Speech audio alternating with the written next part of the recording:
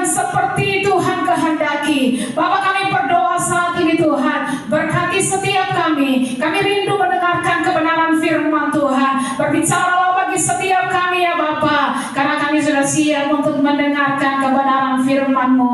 Tuntun setiap langkah-langkah kami Bapak, biar Engkau terus didik kami dalam seluruh kebenaran. Doa kami percaya saat firman Tuhan disampaikan, yang sakit disembuhkan, yang lemah dikuatkan, yang bimbang hatinya diberikan kepastian keteguhan dalam Tuhan. Kami dikuatkan, kami dibangkitkan di dalam Tuhan. Kami pulang tidak seperti kami datang, kami pulang dengan pemulihan yang daripada Tuhan. Terima kasih Tuhan, kami tidak izinkan segala pekerjaan iblis dalam bentuk apapun yang mencoba mengalihkan fokus kami dari kebenaran firman Tuhan. Kami patahkan segala pekerjaan rancangan jahat iblis setan di dalam nama Yesus Tuhan. Kami luaskan hati kami sepenuhnya Tuhan bekerja. Segala keangkuhan manusia, segala Tuhan Yesus ilah-ilah zaman ini yang menentang pengenalan akan kebenaran firman Tuhan, kami taklukkan, kami patahkan kuasa di dalam nama Yesus Tuhan. Kami siapkan hati kami sepenuhnya. Berkaryalah ya Roh Kudus di tempat ini, tuntunlah kami dalam seluruh kebenaran-Mu. Kami siap untuk mendengarkan kebenaran firman Tuhan saat ini. Haleluya, amin. Puji Tuhan. Bapak Ibu dipersilakan duduk kembali. Shalom. Shalom, shalom, shalom. Sekali lagi shalom. Apa kabar Bapak Ibu semua? Luar biasa. Haleluya, luar biasa. Puji Tuhan. Kita masuk dalam bulan yang baru, dalam bulan Mei. Kita ada di tanggal yang ke-5, bulan 5 2024, bukan 2025. Nah Bapak Ibu yang diberkati oleh Tuhan, pasti nanti kalau tahun depan 5/5/2025 pasti ada yang menikah ya, pasti ada yang jadi cari-cari tangga cantik sekali. Kalau kemarin 4/4/2024, nanti tahun depan 5/5/2025, ancang-ancang sekali. Dia mau menikah di tahun itu. Kira-kira seperti itu. Yang belum menikah sekarang yang menikahnya ancang-ancang itu kejahatan buat Tuhan. Ya, Bapak Ibu yang diberkati oleh Tuhan, kita masuk dalam tema yang baru, yaitu tetap teguh di dalam Tuhan. Coba bilang sebelah kiri kanan kita, kasih salam, kasih senyum yang paling manis, tetap teguh di dalam Tuhan. Haleluya. Mari buka bersama-sama dengan saya Filipi 4 ayatnya yang pertama. Filipi pada pasalnya yang keempat ayatnya yang pertama. Karena cuma satu ayat, saya undang kita semua bangkit berdiri dan kita akan baca firman Tuhan secara bersama-sama. Filipi 4 ayatnya yang pertama. Pada hitungan yang ketiga kita mulai 1, 2, 3. Karena itu saudara-saudara yang kukasihi dan yang kurindukan, sukacitaku dan mahkotaku, berdirilah juga dengan teguh dalam Tuhan. Hai saudara-saudaraku yang kekasih. Amin. Untuk firman Tuhan, Bapak Ibu dipersilakan duduk kembali. Rasul Paulus merasa perlu untuk memberikan nasihat kepada jemaat Filipi karena ada hal yang mendasari dia. Dia melihat bahwa jemaat Filipi adalah ada dalam sebuah keadaan yang goyah pada waktu itu. Jemaat Filipi ada dalam keadaan kebingungan dalam iman. Kenapa mereka bingung? Kenapa mereka goyah iman mereka? Karena mereka harus melihat satu kondisi kenyataan, sesuatu yang dipertontonkan di depan mata mereka, di hadapan mereka ada begitu banyak tipe orang percaya, orang Kristen. Bahkan tidak segan-segan tipe-tipe orang Kristen itu menamakan dirinya pemberita Injil, hamba Tuhan. Namun ternyata jemaat Filipi melihat, ya ampun, ini orang-orang ternyata hanya menjual Injil demi kepentingan perut mereka. Kalau kita baca firman Tuhan, di satu sisi mereka melihat ada kelompok orang percaya yang begitu sungguh-sungguh dalam Tuhan, dan mereka melihat sebuah kontras hidup yang begitu jauh beda, yang menjual Injil untuk kepentingan perut mereka, hidupnya makmur-makmur saja dan enak-enak saja. Sedangkan mereka melihat di satu sisi orang-orang yang sungguh-sungguh di dalam Kristus. Mereka melihat, bahkan ada pada pribadi Rasul Paulus sendiri bahwa Paulus dan beberapa orang yang sungguh-sungguh mengikuti Kristus, memberitakan Injil, mereka selalu mengalami yang namanya tantangan, cercaan, hinaan, aniaya. Maka justru semua itu dialami oleh orang-orang yang sungguh-sungguh mengikut Tuhan, yang sungguh-sungguh mengiring Tuhan. Ya, yang satu orang-orang melihat bahwa kok yang ini enak-enak saja, yang satu kok yang ini menderita sekali ya. Di tengah kebimbangan dan kebingungan itu, Rasul Paulus merasa perlu mengingatkan mereka. Paulus katakan jangan melihat dari tampilannya. Ya, kalau kita mengerti prinsip kebenaran firman Tuhan, orang-orang yang menjual Injil untuk kepentingan perut mereka menjadi seteru salib Kristus. Ya, jangan lihat tampilannya yang aman-aman begitu. Ya, kalau engkau mengerti kebenaran, lihat akhir hidup mereka seperti apa. Ya, Filipi 3 ayat yang ke-19. Karena kita ada di pasal 4 ayat yang pertama, kita harus lihat ayat sebelumnya. Filipi 3 ayat 19. Ini yang Paulus sedang bahas kepada jemaat Filipi, kondisi keadaan yang terjadi di Filipi. Kesudahan mereka ialah kebinasaan, Tuhan mereka ialah perut mereka, kemuliaan mereka ialah aib mereka, pikiran mereka semata-mata tertuju kepada perkara duniawi. Di Filipi 3 Paulus sudah menjelaskan seperti apa akhir hidup kelompok orang-orang yang seperti itu. Akhir hidup mereka ialah kebinasaan, Tuhan mereka ialah perut mereka, kemuliaan mereka yang bisa mereka banggakan ialah aib mereka. Kesudahan orang-orang seperti ini ialah kebinasaan. Rasul Paulus menjelaskan bahwa jangan melihat enaknya mereka, tapi kalau engkau paham, lihat akhirnya nanti. Ya, seperti apa akhir hidup orang-orang yang demikian. Bahkan Paulus juga menjelaskan, tapi kalau engkau melihat orang-orang yang hidup menanti-nantikan Tuhan, lihatlah akhir hidup mereka. Ayat 20. Filipi 3 ayat 20. Coba tolong dibacakan. Demikian firman Tuhan, karena kewargaan kita adalah di dalam surga, dan dari situ juga kita menantikan Tuhan Yesus Kristus sebagai juru selamat. Iya. Jadi ada akhir yang berbeda, yang kontras, yang ekstrim. Makanya Rasul Paulus bilang di ayat 19, kesudahan mereka, yang Tuhan mereka menjual Injil untuk kepentingan perut mereka. Tuhan mereka ialah perut mereka, ya, kemuliaan mereka ialah aib mereka, kesudahan mereka ialah kebinasaan. Masuk ayat 20 dikatakan bahwa karena kewargaan kita adalah di dalam surga, dari situ juga kita menantikan Tuhan Yesus Kristus sebagai juru selamat. Jadi ada akhir yang berbeda, yang kontras, yang ekstrim. Makanya Rasul Paulus menjelaskan, engkau tidak usah goyah. Kalau engkau sungguh ada kerajaan surga, maka engkau dari situ, dari surga itu menantikan Tuhan Yesus. Langsung nyambung di ayatnya yang pertama dari pasal 4 pembacaan kita hari ini. Karena itu, kok tiba-tiba muncul karena itu? Kan tidak mungkin pas saya ketemu dengan Usitres, lalu shalom Usitres, lalu shalom Ibu Pendeta, lalu saya tiba-tiba bilang Usitres karena itu. Usitres bilang karena itu nih maksudnya apa? Kan tiba-tiba kita tidak mungkin tiba-tiba kita mulai sebuah pembicaraan dengan karena itu. Karena itu pasti ada sebabnya di atas, sebelum kalimat sebelumnya. Artinya bahwa saya telah melakukan percakapan sebelumnya baru saya sambung. Stres karena itu, karena apa? Karena yang sebelumnya saya sudah bicarakan.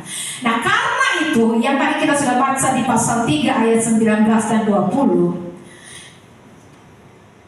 Ya, karena itu kamu harus teguh di dalam Tuhan. Karena itu saudara-saudara yang kukasihi dan yang kurindukan, sukacitaku dan mahkotaku, berdirilah juga dengan teguh dalam Tuhan, hai saudara-saudaraku yang kekasih. Ya, sebagai warga kerajaan surga yang menantikan Kristus, karena itu kita harus teguh di dalam Tuhan. Jadi engkau tidak usah takut, tidak usah khawatir melihat orang-orang yang kelihatannya seperti nyaman, enak-enak saja. Perhatikan akhir hidup bagaimana akhir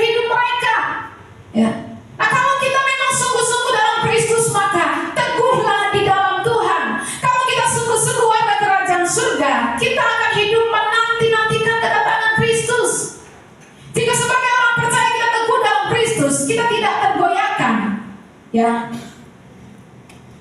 Dan itu akan menentukan diri kita sendiri dalam banyak hal, termasuk juga ketika kita menghadapi tantangan. Kita tinggal di tengah-tengah dunia yang penuh tantangan, yang anginnya, badainya begitu besar, ya. Dibutuhkan orang-orang percaya yang tetap teguh di dalam Tuhan.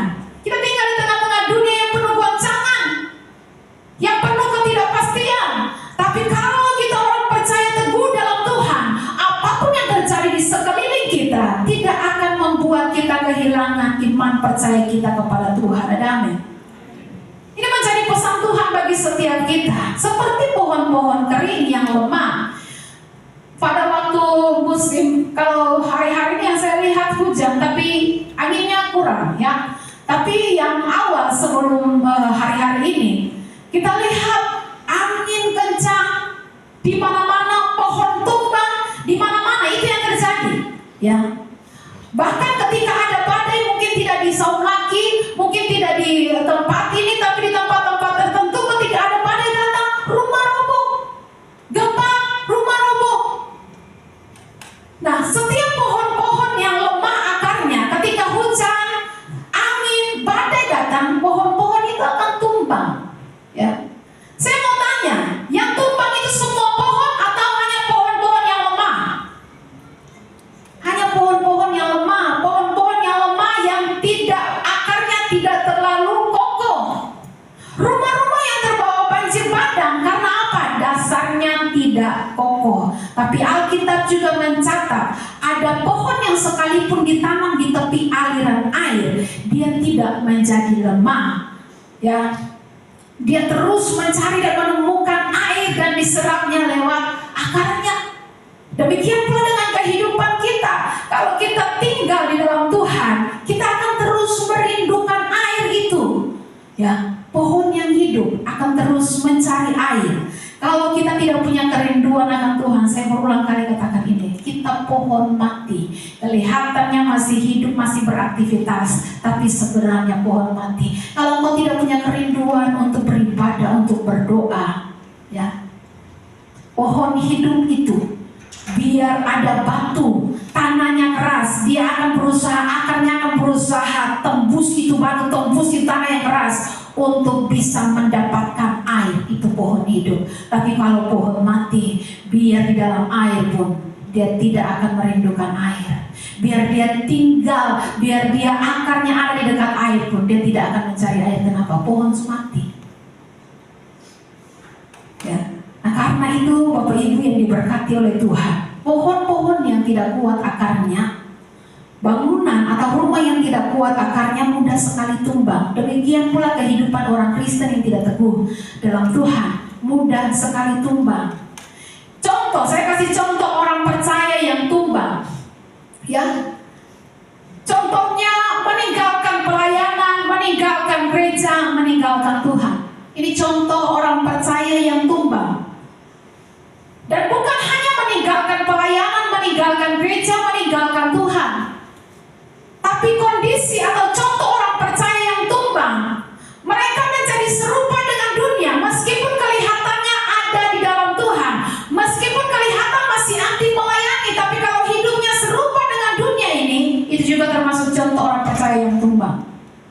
Yang berikut, contoh-contoh orang percaya yang tumbang, ketika dia kehilangan tujuan hidupnya, dia orang Kristen yang gagal, ya. Dia tidak lagi mempertahankan. Orang percaya yang gagal, tanda kebenaran adalah orang-orang percaya yang tumbang meskipun di gereja atau Kristen, tapi kan siapa-apa, kan siapa manusia yang sempurna bikin dosa, bikin siapa-apa. Yang Tuhan mau kita tidak menjadi orang-orang percaya yang sekedar hidup, tidur, bangun, makan, kerja, istirahat, tidur, bangun, makan, kerja, istirahat, tidur, bangun, makan, kerja. Lalu kemudian ada di sela-sela itu diisi dengan liburan, diisi dengan jalan-jalan, ya, shopping, lalu tidur, bangun, makan, kerja, tahu-tahu keriput, tua dan mati, ya. Tuhan tidak menginginkan kehidupan orang percaya hanya sekedar hidup hidup. Tapi kita harus, Tuhan merindukan kita menjadi pribadi yang tahankan iman kita hingga garis akhir di tengah dunia yang tidak mudah. Dan ini hanya terjadi kepada pribadi-pribadi yang teguh berdiri, tetap berdiri, yang tetap berdiri di dalam Tuhan. Ada beberapa prinsip yang harus kita pahami untuk tetap teguh di dalam Tuhan. Ya, bagaimana kita tetap teguh di dalam Tuhan? Yang pertama, kita harus menyadari status kita sebagai orang penting atau bagian penting dari kerajaan surga. Dikatakan karena itu, saudara-saudaraku yang kukasihi, yang kurindukan, sukacitaku dan mahkotaku. Kita harus kenal dulu siapa kita, sebab kalau kita sadar kita duta kerajaan surga, kita diselamatkan untuk sebuah tujuan misi kerajaan Allah di bumi. Kalau kita sadar status kita, maka pertahankan status kita itu dalam diri kita. Filipi 4 yang pertama ayat yang sedang kita baca hari ini. Karena itu saudara-saudaraku yang kukasihi, yang kurindukan, sukacitaku dan mahkotaku, berdirilah juga dengan teguh dalam Tuhan.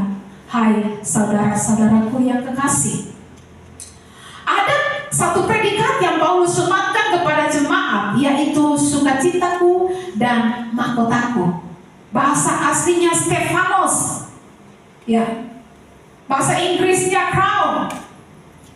Terjemahan Indonesianya orang yang disematkan badge kerajaan, yang menunjukkan bahwa kita adalah bagian dari kerajaan surga.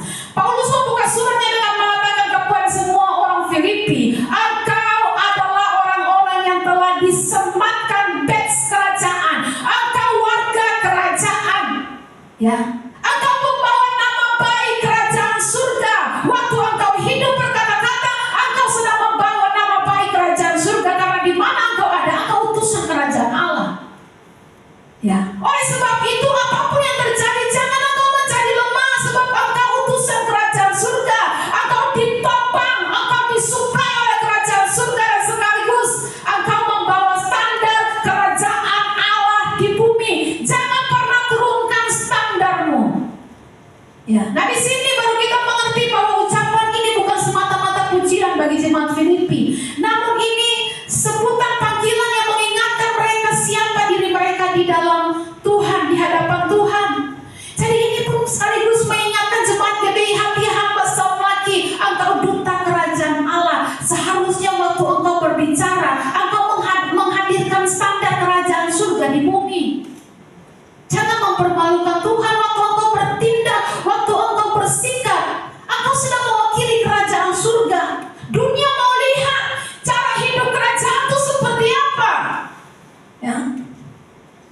Jadi Rasul Paulus memandang jemaat Filipi bukan lagi semata-mata orang dunia yang telah bertobat dan mengikuti Kristus, tapi Paulus telah menganggap jemaat Filipi adalah bagian dari kerajaan surga yang Tuhan percayakan di bumi ini.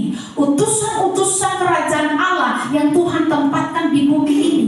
Makanya bagian ini tidak lepas dari Filipi 3 ayat 20. Nyambung. Karena itu, karena apa? Ayat sebelumnya, ayat 20.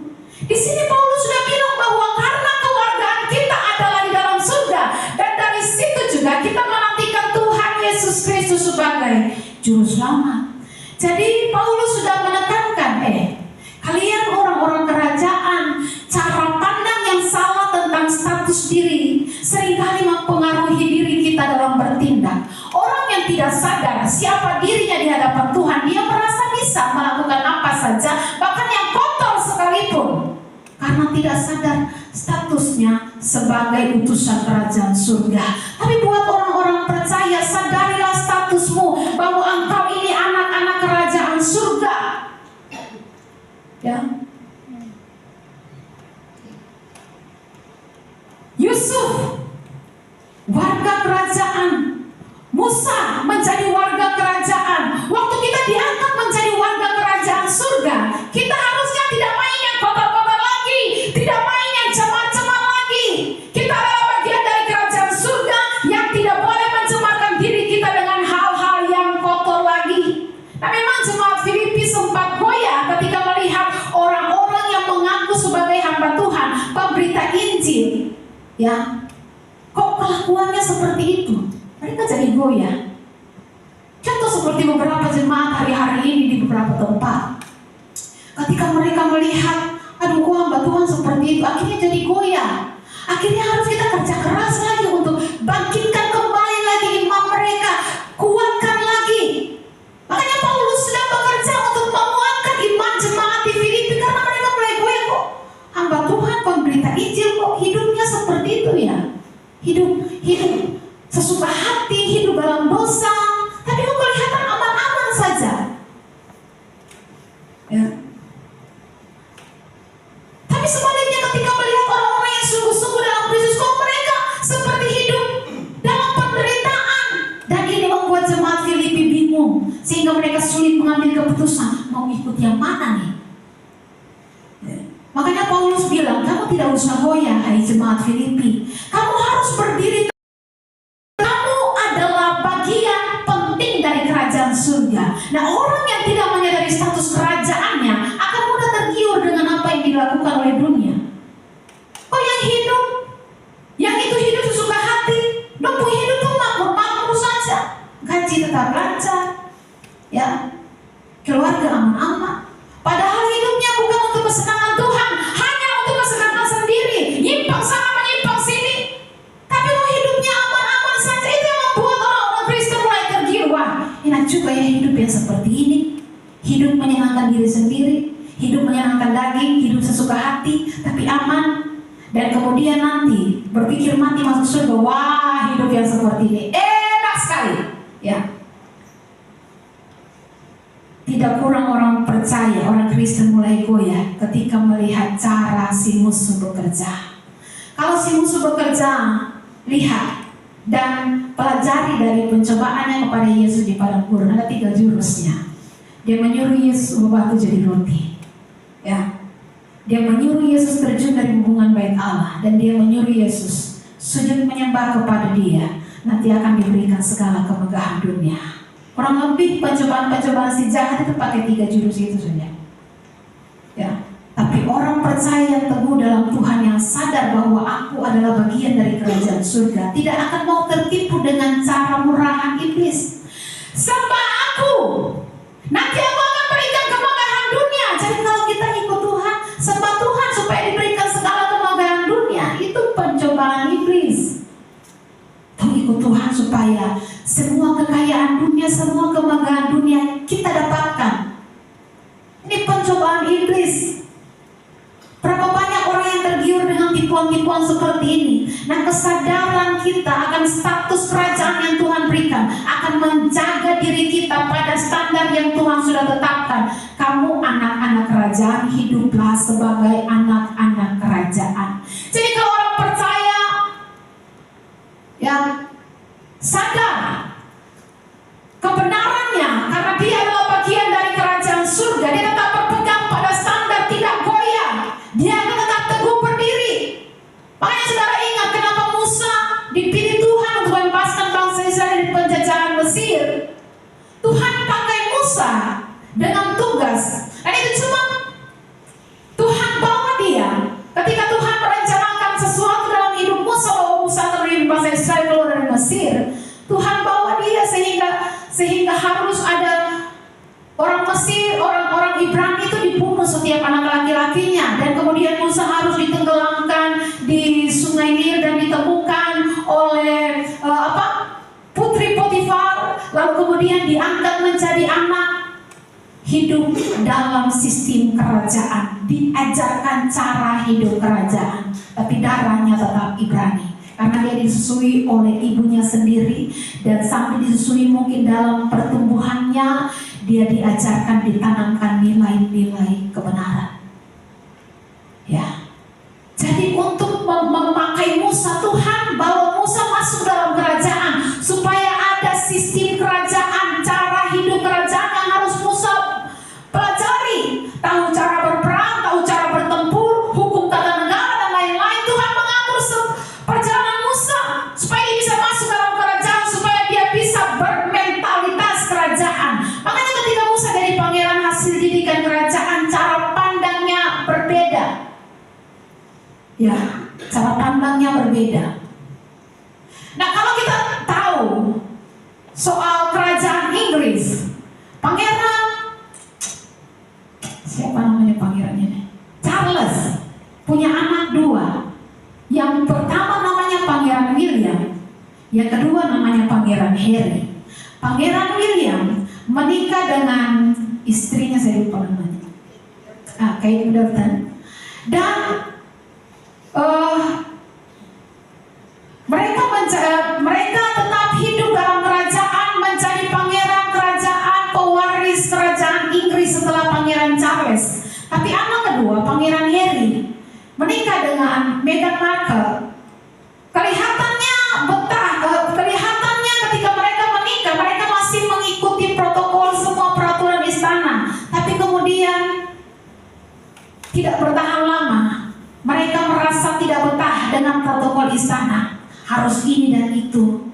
Ya, semua diatur, tidak bebas. Pergaulan pun diatur, makanan pun diatur, cara bicara pun diatur, tidak bebas. Makanya mereka tidak betah dengan protokol istana ini dan itu, sehingga mereka memutuskan untuk sudahlah kita jadi orang dunia saja, orang biasa saja, sebab terlalu banyak aturan. Akhirnya mereka memutuskan untuk menjadi orang dunia. Awalnya mereka senang, wah ternyata nih kalau hidup bebas nih seperti ini ya. Kalau tidak menjadi warga kerajaan tuh tidak diatur-atur, ini bebas, ini enak nih yang begini. Ya, tidak terikat, tidak ada protokol ini dan itu. Harus jaga ini, harus jaga itu. Sekarang kita bebas, bisa bergaul dengan siapa saja. Mereka senang, mereka bebas. Tapi lama-lama mereka sadar mereka kehilangan hak-hak kerajaan. Mereka sudah putus sebagai pewaris dari kerajaan Inggris. Mereka putus dari penyediaan suplai kerajaan Inggris. Mereka hilang hak-hak istimewa sebagai warga kerajaan ketika mereka memutuskan untuk melepaskan standar hidup kerajaan dan menjadi orang biasa, orang dunia yang tidak diatur. Karena mereka memang tidak mau diatur-atur, mereka maunya bebas-bebas saja. Gambaran ini memudahkan kita untuk mengerti bahwa kita bukan warga negara dunia, kita warga kerajaan surga. Oleh sebab itu ada standar kebenaran yang harus kita hidupi. Kita warga kerajaan surga, ada standar hidup yang harus kita jalani, yang harus kita hidupi. Tapi sayangnya begitu banyak orang percaya yang begitu mudah menurunkan standar ini. Apa penyebab orang menurunkan standar hidup kebenaran, standar hidup kerajaan? Yang pertama karena lingkungan. Ya, memang tidak mudah. Karena kita ini masing-masing hidup dalam keluarga kita, teman-teman kita, lingkungan pekerjaan kita, tempat pendidikan kita, yang tidak semua bisa mengikuti standar kerajaan surga. Tapi itu bukan berarti lalu kita menurunkan standar kita. Waktu kita dengar kebenaran firman Tuhan dan kita merasa disinggung oleh firman Tuhan itu, rendah hati lalu bertobat, jangan bela diri. Karena itu sama saja dengan kita sedang menurunkan standar kerajaan surga. Oke, kita menyadari bahwa ada keluarga kita, anggota keluarga kita yang belum memenuhi standar kebenaran. Tugas kita adalah angkat mereka supaya mereka bisa hidup sesuai standar surga. Jadi bukan kita yang menurunkan standar kita untuk menjadi sama dengan mereka, tapi naikkan mereka mengikuti standar yang kita anut sebagai warga kerajaan surga. Itu yang Tuhan maksud dengan membawa orang dari kegelapan masuk kepada terang Allah yang ajaib. Jadi jangan menurunkan standar kebenaran hanya karena lingkungan di sekitar kita, hanya karena kebanyakan orang berpegang pada yang salah ini, lalu kita turunkan standar kita. Oh iya sih, apa-apa, kita maklum-maklum saja. Kebenaran tetap kebenaran. Biar satu dunia tidak setuju, dia tetap kebenaran.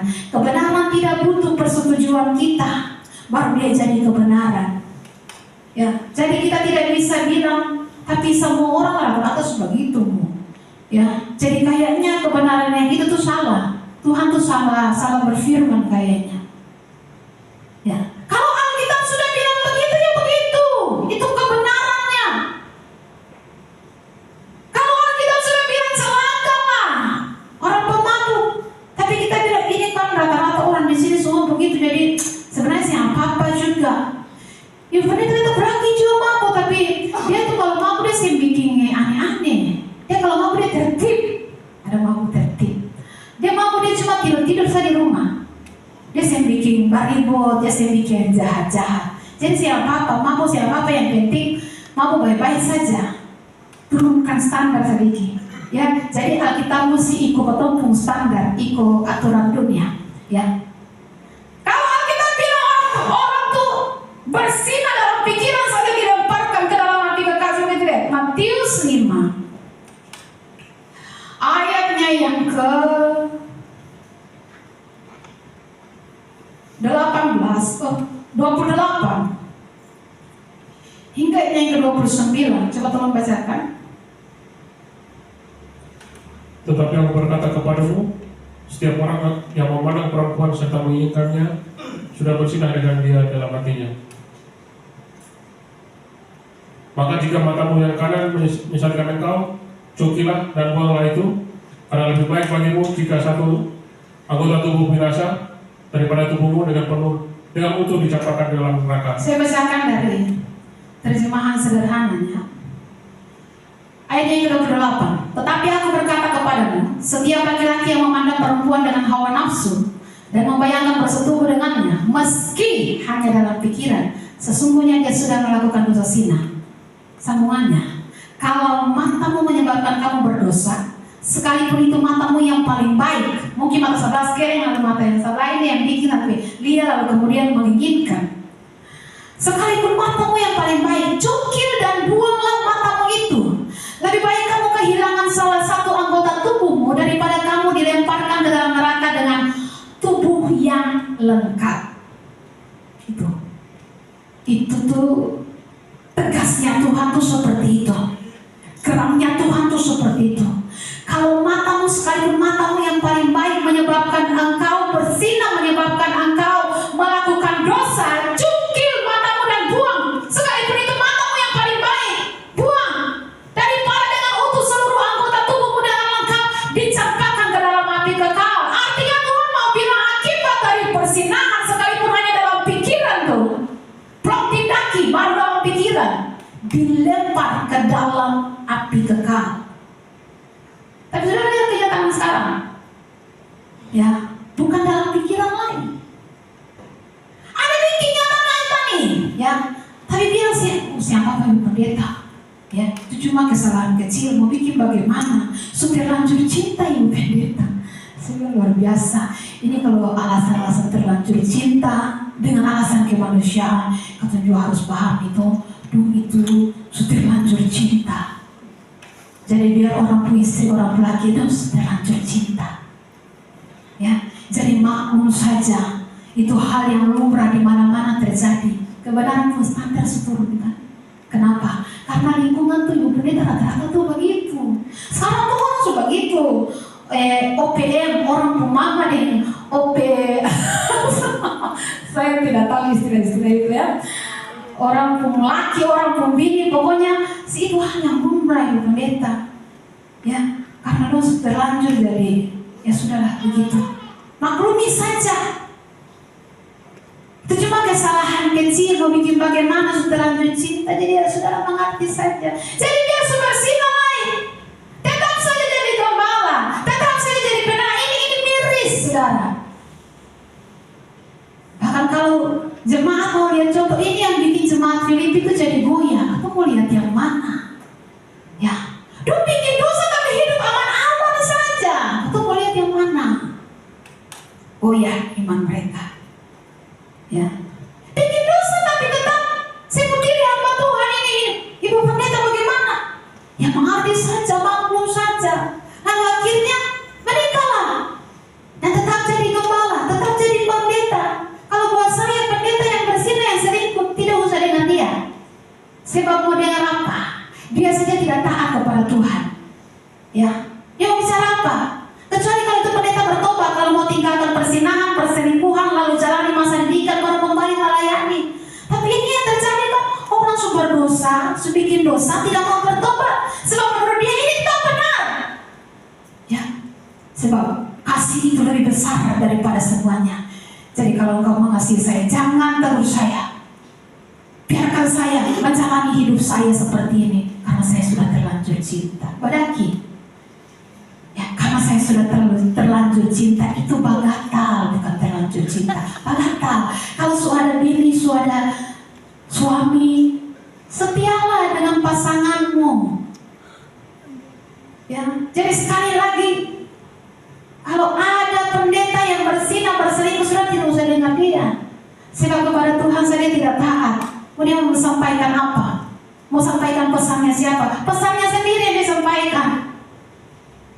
Ya, tapi ini yang terjadi hari-hari ini di dunia ini. Orang sudah hidup dalam dosa, tapi menurut dunia ini tetap benar. Akhirnya Alkitab kebenaran tidak berfungsi, tidak turunkan standar, kita ikut standar dunia. Bukan kita yang ikut Tuhan, Tuhan yang ikut kita pun mau. Sampai akhirnya, oh iyalah sudahlah, mau dibilang apa? Menikahlah sudah. Kalau akhirnya gembala, saya mau bicara apa buat umat? Sampaikan sesuatu juga sebenarnya bukan suara Tuhan. Akhirnya nanti dia waktu hari terakhir dia bilang, Tuhan, atau ini sumber nubuatan di nama Tuhan. Berdua orang sakit sembuh. Tuhan bilang, sorry ya, aku tidak kenal kamu. Jadi ngaku diri hamba Tuhan, tapi sebenarnya Tuhan saya kenal. Kamu hamba siapa sih? Kita merasa diri hamba Tuhan, tapi tetap hidup dalam dosa. Akhirnya nanti waktu hari terakhir baru Tuhan berterus terang, sorry ya, saya tidak kenal kamu. Kamu siapa ya? Jadi banyak orang hari-hari ini mengaku hamba Tuhan, tapi sebenarnya bukan hamba Tuhan. Ya, sebab hamba Tuhan itu hidup untuk kesenangan Tuhan. Seorang hamba tugasnya hanya melakukan apa yang diperintahkan oleh tuannya.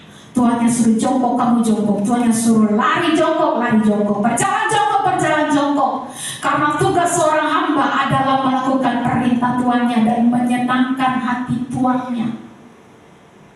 Jadi kalau kita sebut diri kita hamba Tuhan, tapi kita lebih memilih menyenangkan daging kita daripada menyenangkan Tuhan, pantaskah kita disebut sebagai hamba Tuhan?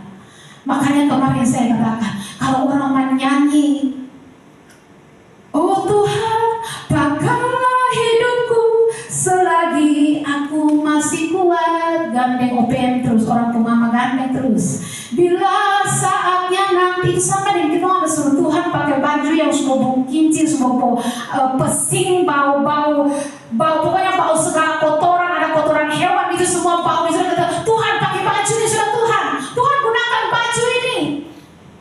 Ya, kita tidak mau menguduskan diri, kita hidup dalam kebenaran, hidup dalam standar kerajaan surga, lalu kita suruh Tuhan pakai hidup kita.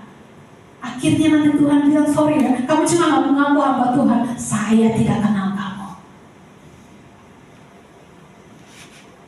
Nah, karena itu saudaraku, jangan goyah. Kalau saudara melihat pemandangan-pemandangan yang aneh, berita-berita yang aneh-aneh, tetap berdiri teguh dalam Tuhan, jangan goyah. Nuh, dalam Kejadian 6, Nuh hidup di tengah angkatan yang bercelah. Coba kita lihat Kejadian 6 ayatnya yang ke-9. Coba tolong dibacakan. Inilah riwayat Nuh. Nuh adalah seorang yang benar dan tidak bercela di antara orang-orang sezamannya. Dan Nuh itu hidup bergaul dengan Allah. Ya. Nuh itu hidup di antara Nuh adalah seorang yang benar dan tidak bercela di antara orang-orang. Jadi semua orang yang hidup di zaman Nuh itu hidup dengan bercela, tidak hidup dalam kekudusan. Cuma Nuh yang hidupnya tidak bercela. Nuh itu tidak terpengaruh, dia tetap teguh, berdiri dalam Tuhan, tidak goyah. Sekalipun lingkungannya hidup dalam keadaan bercela, jangan waliman dia tersoalin naik. Kalau ini cuma manusia saja, jangan tersoalin. Akhirnya hidup dalam kondisi yang bercela, tapi Nuh tetap menjadi orang yang tidak bercela di antara seluruh dunia yang bercela. Pemilihan Tuhan jatuh kepada Nuh untuk diselamatkan. Tetaplah teguh dalam Tuhan. Memang tidak mudah, tapi tetaplah teguh pertahankan standar. Bawa keluarga kita untuk masuk dalam standar kerajaan surga. Bukan karena keluarga beta mau keluar, kita teman-teman masih bisa memenuhi standar itu. Jadi sudahlah beta turunkan standar, lalu beta ya mungkin itu kebenaran dalam begitu, tapi atau sih bisa. Ya, jangan. Yang berikut, cara kita menurunkan standar. Ketika ada sebuah kekecewaan, ada kemarahan, kita lihat orang seenaknya melakukan melakukan ini dan itu. Lalu kita bilang, barang masih saja yang bisa kan? Beta juga bisa. Ya. Mungkin pasangan kita menyeleweng, selingkuh. Lalu muncullah bahasa, barang masih saja yang bisa. Oh, saya beta ini masih cantik begini nih. Oh, saya bikin, beta bikin. Ya. Oh, saya bikin. Apa istilah peribahasa itu, gugur satu tumbuh 1000 sadar. Ya, jadi saya bikin, beta bikin, gugur satu tumbuh 1000 sadar. Ya, tinggal tunggu angus dalam api. Tetap berdiri teguh, jangan goyah. Kita lihat orang melayani Tuhan asal-asalan tapi hidupnya baik-baik saja. Lalu kemudian kita pakai standar itu, lalu kita turunkan standar kita sebagai warga kerajaan surga. Dia melayani asal-asal saja tapi dia hidup pada baik-baik saja tuh. Dia hidup lancar-lancar saja tuh. Saya ada prioritas apa-apa tuh. Hidup begitu enak-enak saja tuh. Lalu kita mulai turunkan. Kalau begitu, betul sih terlalu perlu setia lah. Betul sih terlalu all out lah buat Tuhan. Toh yang saya setia, yang asal-asalan saja. Dia hidup aman-aman. Perhatikanlah akhir hidup mereka. Ialah kebinasaan dalam api kekal. Lalu yang berikut, cara kita menurunkan standar adalah ketika kita tidak fokus pada Tuhan tapi pada manusia. Ya, ingat standar kita bukan manusia, bukan pendeta A, pendeta B. Standar kita itu Tuhan. Jadi selagi kita masih hidup dunia ini, kita masih terus berubah, masih terus bertumbuh, masih terus berusaha. Karena standar kita itu tinggi, standar kita itu Tuhan. Jangan turunkan standar hidup kita. Jadi yang pertama, supaya kita bisa tetap teguh dalam Tuhan, kita harus menyadari status kita sebagai bagian penting dari kerajaan surga. Kalau kita sadar status kita akan jaga. Tentu bukan dengan kekuatan kita, minta kekuatan dari Tuhan.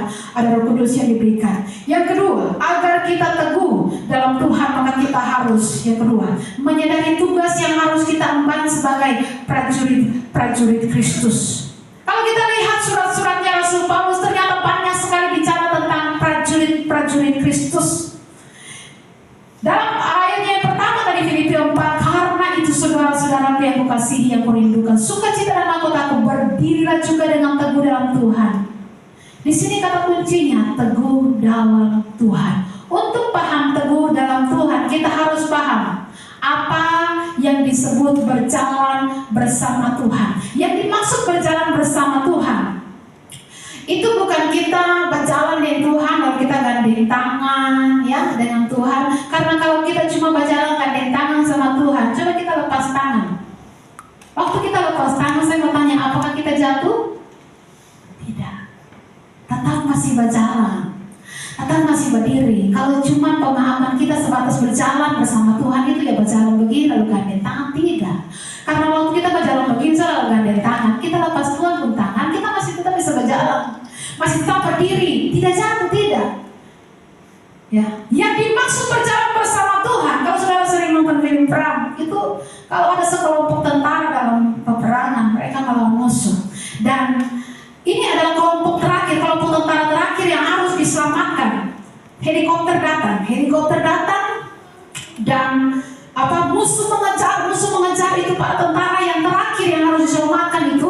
Dan ketika helikopter itu agak merendah supaya tentara-tentara ini bisa naik, ya supaya tentara-tentara ini bisa naik, tapi helikopter tidak bisa lama-lama karena nanti musuh bisa tembak helikopter dan akhirnya helikopter bisa rusak dan tidak bisa terbang lagi.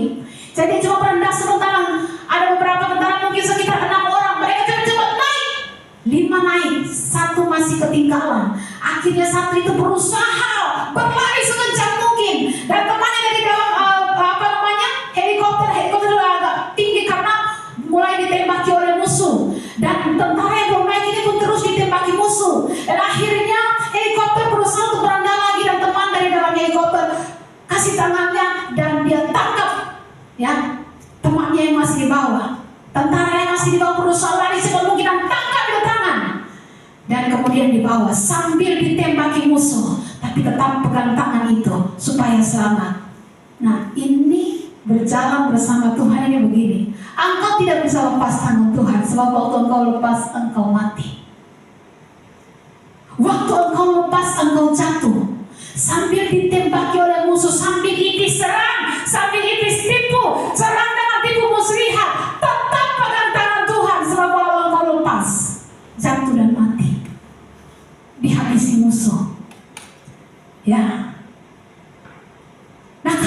itu. Itulah yang dikatakan berjalan bersama Tuhan, di mana kita tidak bisa mengandalkan sedikit pun genggaman kita dari tangan Tuhan. Tuhan pegang tangan kita, Tuhan harus bergantung kepada Tuhan dan memegang erat tangan terus menembaki kita dari bawah. Itu yang dimaksud berjalan bersama dengan Tuhan, di mana kita tidak bisa mengandalkan sedikit pun genggaman kita, kepercayaan kita sama Tuhan. Sekali kita coba kendorkan, jatuh kita. Nah, itulah gambaran yang tepat untuk menggambarkan bagaimana orang percaya harus teguh dalam Tuhan. Surat Filipi ini seperti surat dari seorang komandan. Paulus tidak bertindak sebagai seorang kepala yang sedang menasihati jemaatnya. Tapi kalau kita baca surat Filipi, Paulus bertindak seperti seorang komandan yang memberikan amanat langsung kepada prajurit-prajurit yang sedang berperang. Engkau harus kuat di dalam Tuhan. Dalam kalimat demi kalimat, pasal demi pasal, ada kata-kata militer di situ dalam surat Filipi. Berdiri teguh dalam Tuhan, bahasa aslinya steko, kuat di dalam Tuhan, teguh di dalam Tuhan. Jangan menyerah, jangan lepaskan peganganmu. Engkau sedang ada di medan peperangan, engkau jangan lemah. Kalau engkau lemah, musuh akan sikat engkau sampai habis. Tetap pegang senjatamu, lakukan tugasmu. Nah, seringkali orang percaya tidak menyadari bahaya-bahaya yang mengancam dalam perjalanan pengiringan bersama Tuhan. Banyak orang percaya yang membiarkan dirinya masuk ke dalam keadaan kecewa, tersinggung. Banyak orang percaya yang membiarkan dirinya masuk ke dalam wilayah kepahitan, kebencian. Banyak orang percaya yang membiarkan dirinya masuk dalam wilayah jenuh, stagnan. Dan karena banyak hal terjadi seperti itu, orang percaya sering jenuh, stagnan dalam pengiringannya kepada Tuhan. Saking seringnya kita menganggap itu hal yang lumrah dalam hidup orang percaya. Saudara, itu bukan hal yang lumrah, itu bukan hal yang biasa. Waktu kita jenuh, stagnan, Paulus bilang itu sama dengan prajurit yang lagi terluka parah, yang perlu pertolongan darurat, yang harus segera ditolong. Karena kalau kita tidak segera ditolong, ya, kita tidak bisa melakukan fungsi di lapangan sebagai prajurit yang sedang berperang. Jadi kalau kita paham, membiarkan diri kecewa, membiarkan diri tersinggung, sakit hati, itu artinya kamu prajurit yang sedang terluka parah dan tidak berdaya di tengah medan peperangan. Kamu tidak bisa berfungsi di medan peperangan. Ya, ketika kita membiarkan ada kebencian, dendam yang tidak habis-habis, itu prajurit yang lagi terkapar di tengah-tengah medan peperangan. Jangan pikir kita baik-baik saja. Dan Paulus mengatakan bahwa ini orang-orang harus segera ditolong. Kondisinya darurat, harus masuk IGD. Ini orang tidak bisa berfungsi sebagai prajurit. Nah, kalau kita paham hal ini, kita tidak akan membiarkan diri kita dicemari oleh hal-hal kecewa, tersinggung, sakit hati, pahit. Orang yang demikian lagi kena tembak parah dan harus segera diobati luka-lukanya. Kalau tidak segera diobati, luka itu akan semakin besar dan berakibat kematian. Itu sebabnya kalimat berdiri teguh di dalam Tuhan adalah kalimat perintah yang tidak bisa diabaikan. Jangan menyerah, berpeganglah terus, gunakan senjatamu, jangan cemari dirimu, berpeganglah pada standar kerajaan. Engkau utusan kerajaan Allah. Karena itu dimanapun engkau ada, hadirkan standar kerajaan Allah di tempat itu. Mari Bapak Ibu, ayat ini jelas berkata, berdirilah teguh di dalam Tuhan, jangan goyah. Mari, ya, teguh di mana? Teguh di dalam Tuhan. Banyak orang teguh juga tidak tergoyangkan. Masalahnya dia teguh pada hal yang lain. Tapi kita harus teguh di dalam Tuhan. Teguh di dalam Tuhan seperti carang yang menempel pada pokok anggur yang benar. Kita hanya bisa hidup, kita hanya bisa berbuah selagi carang itu menempel pada pokok anggur. Kalau carang menempel di tembok, dia tidak akan berbuah, dia akan mati. Teguhlah di dalam Tuhan. Jangan mudah goyah, tetap berpegang pada standar kerajaan surga, karena engkau utusan kerajaan Allah yang sedang hidup di dunia ini. Saya undang pemain musik maju ke depan.